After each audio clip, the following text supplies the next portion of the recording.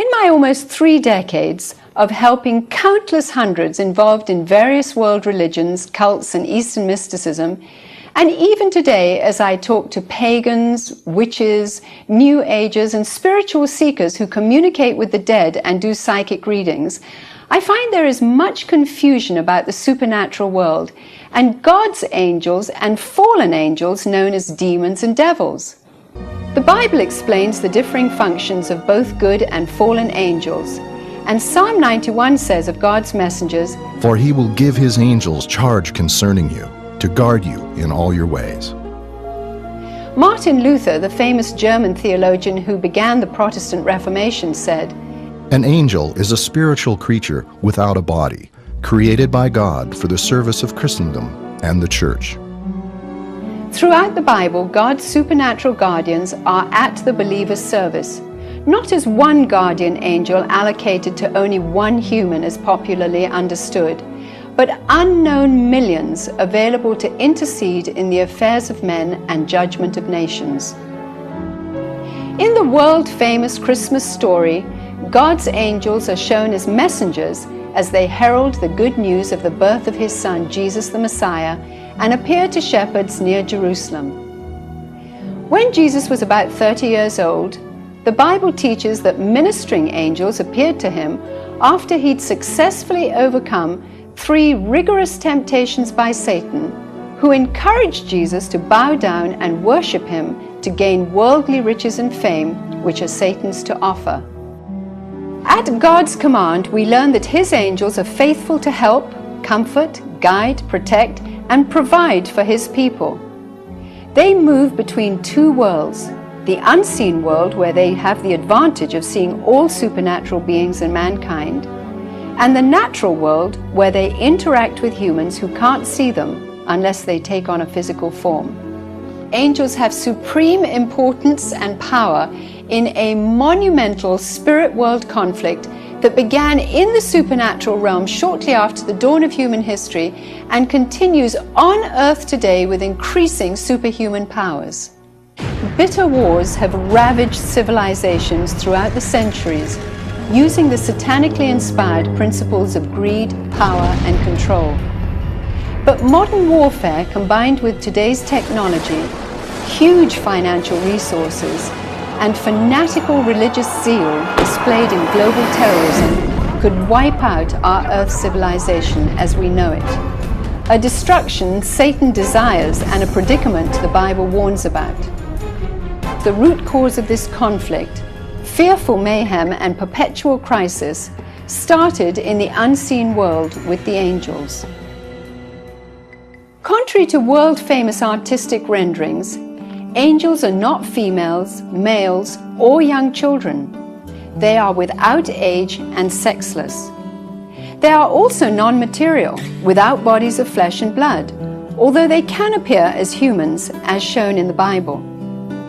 They are not given in marriage or able to procreate, but remain static in number since the time they were created by God. Despite popular opinion, angels are not human beings who have died and now been transformed into ghosts or spirit beings able to return to their earthly realm and communicate with humans and loved ones.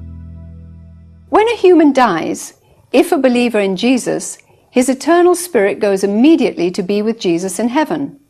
But if not a believer, he is already judged and separated from God for all eternity, which is known as hell. Angels, uniquely created by God to be just that, angels, live in a supernatural dimension. Their infinite power, capacity, knowledge, and mobility are beyond our human comprehension and outside the boundaries of our natural world. Their original purpose was to glorify God and perform good works of righteousness until, at a certain time in history, a massive angelic rebellion took place. The Bible teaches there was one angel of great authority, full of wisdom and perfect in beauty, who had God's mighty seal of perfection. He was called Lucifer, son of the morning, and today appears as an angel of light. Although created blameless, this anointed cherubim, in an incomprehensible act of pride called the mystery of iniquity, corrupted his power and glory when of his own free will he regarded equality with God a thing to be grasped and was filled with violence. In an unprecedented crusade of self-pride and delusions of grandeur, he persuaded perhaps a third of the heavenly angels to join his ranks, an act which marked the introduction of sin into the universe. Thus began the horrendous war against God, who cast Lucifer, also known as Satan, the serpent, and the dragon of old, to earth, where he is given a certain amount of restrained supernatural authority by God. Unlike God, Satan is not all-powerful, all-knowing, and all-present. He remains controlled by the permissive will of God and entitled Prince of the Power of the Air.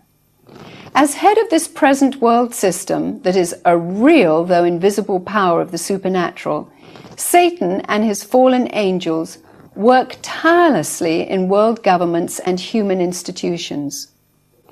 Satan's vast and mighty network of fallen angels are called principalities, powers, rulers of the darkness of this world, and the spiritual forces of wickedness in the heavenly places. They primarily target their hostilities against the work of God through humanity. Scriptures teach that mankind is naive of Satan's devices and abilities to deceive, and we see his trickery in the story of the Garden of Eden. Disguised as a serpent, Satan successfully seduced God's perfect human creatures, who up to that time were innocent and blameless. Duped by Satan's subtle cunning, the first female, Eve, was deceived and beguiled the first man, Adam. Thus, Satan secured the downfall of the whole human race as greed, selfishness, ambition, and sinful pride entered man, the world, and the whole world system. But in contrast to Satan and his fallen angels, who of their own volition chose to rebel against God, Adam and Eve were deceived to disobey God. In a story of grace and love, God made provision for the descendants of Adam and Eve and gave mankind an exit from our inherited punishment.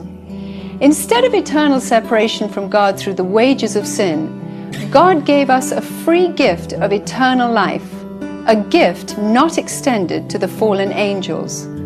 Jesus, God's Messiah, said, My sheep hear my voice, and they follow me, and I give eternal life to them, and they will never perish, and no one will snatch them out of my hand.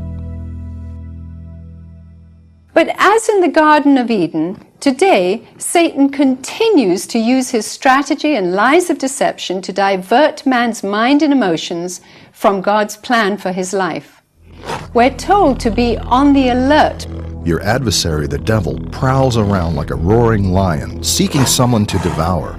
But resist him, firm in your faith, knowing that the same experiences of suffering are being accomplished by your brethren who are in the world. Appealing substitutes abound in a world filled with seducing counterfeits designed to satisfy humanity's spiritual need for love and acceptance. An overwhelming plethora of influences bombard our lives daily, many of which can lead to eternal peril and dangerous addictions. Gambling, alcohol, drugs, pornography, video games of violence, occult fantasy, dark fiction, horror movies. Finally, a scary movie that delivers the goods. And for humanity's self-improvement, emotional control, and spiritual education, we're offered altered states through yoga, centering, meditation, and powers from the paranormal, witchcraft, magic, and spells. Many New Agers use terminology that sounds like Christian words. Some witches call their meeting places or covens a church, and fallen angels are called guardian angels or spirit guides. But angels of God can't be beckoned through man's prayers or rituals, because they only obey God's instructions. They never draw attention to themselves, but only to God's power and His messages. But fallen angels can be conjured up through man's efforts and lie about their own destructive powers and enter through seemingly innocent doorways. Psalm 91 says of God's messengers, For he will give his angels charge concerning you, to guard you in all your ways. Martin Luther, the famous German theologian who began the Protestant Reformation, said, An angel is a spiritual creature, but unknown millions available to intercede in the affairs of men and judgment of nations. In the world-famous Christmas story, God's angels are shown as messengers as they herald the good news of the birth. In my almost 3 decades of helping countless hundreds involved in various world religions, cults, and Eastern mysticism, and even today as I talk to pagans, witches, New Agers, and spiritual seekers who communicate with the dead without a body, created by God for the service of Christendom and the Church. Throughout the Bible, God's supernatural guardians are at the believer's service, not as one guardian angel allocated to only one human as popularly understood and do psychic readings. I find there is much confusion about the supernatural world and God's angels and fallen angels known as demons and devils. The Bible explains the differing functions of both good and fallen angels, and some